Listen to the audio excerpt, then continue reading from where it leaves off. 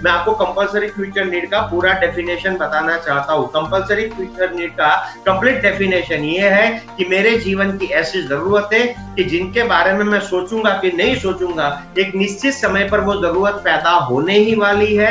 Number 2 कि उस समय पर मेरे पास पैसे होंगे कि नहीं होंगे, मुझे कहीं से भी पैसा अरेंज करना ही पड़ेगा।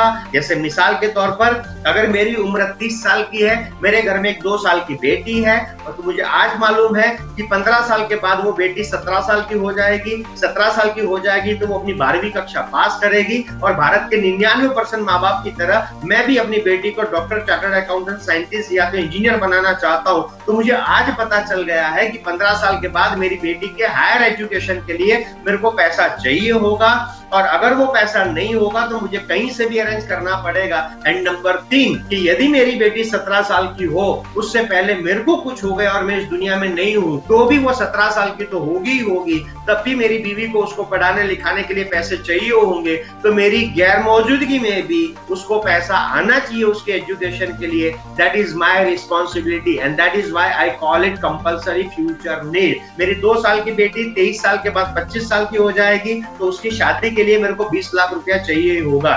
मान लो कि मैं कोई प्रोफेशनल हूँ, या तो मैं किसी ऐसी जॉब में काम कर रहा हूँ, या तो कोई ऐसा व्यवसाय कर रहा हूँ कि जिसमें भविष्य में मेरा पेंशन नहीं बनने वाला। जिंदगी में एक टाइम ऐसा आएगा कि जब मैं काम नहीं कर रहा हूँ और मेरी इनकम बंद हो गई, तो चालू सांसों को चालू रखने के लिए मेरे को हर महीने पैसा चाहिए होगा। आज के जमाने में अपने बच्चों के ऊपर डिपेंडेंट होना या ये सोचना कि मेरे बच्चे मेरे को संभाल लेंगे, मेरे हिसाब से इसे अति आशावाद, ओवर ऑप्टिमिज्म कहा जा सकता है। आप देखेंगे ना गूगल पे तो आपको पता चलेगा 60 साल से ज्यादा जिनकी एज है, ऐसे बुजुर्ग लोग 95% बुजुर्ग ऐसे हमारे देश में कि जो या तो नौकरी कर रहे हैं या तो नौकरी की तलाश में है। उसकी वजह क्या है कि वो बुजुर्ग बने उससे पहले उनके जीवन में वो कभी जवान भी हुआ करते थे, लेकिन जवानी के दौरान जिस आदमी ने अपने बुढ़ापे की प्लानिंग नहीं करी, उसको बुढ़ापे में लाचारी भरी परिस्थिति में आना ही पड़ेगा, आना ही पड़ेगा, आना ही पड़ेगा।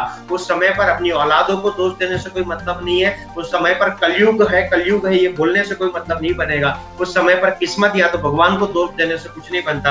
मुझे अपने जवानी में ही अपने बुढ़ापे की प्लानिंग करनी चाहिए। माय डियर फ्रेंड्स, हमें याद रखना पड़ेगा, दुनिया के विकसित देशों में बच्चों का बचपन और बुढ़ों का बुढ़ापा ये सरकार संभाल लेती है ना। बचपन में उनको पढ़ाने की जिम्मेदारी और बुढ़ापे में उनको पेंशन की जिम्मेदारी एक गवर्नमेंट की होती है। हम ऐसे देश में रहते हैं कि जहाँ पर बच्चों का बचपन भी हमारी जिम्मेदारी है और हमारा बुढ़ापा भी हमारी ही जिम्मेदारी है। इस बात को मत भूलिए। And that's the reason financial planning is very important. So my dear friends, this is what I wanted to share with you. Bharat माता की जय and जय हिंद।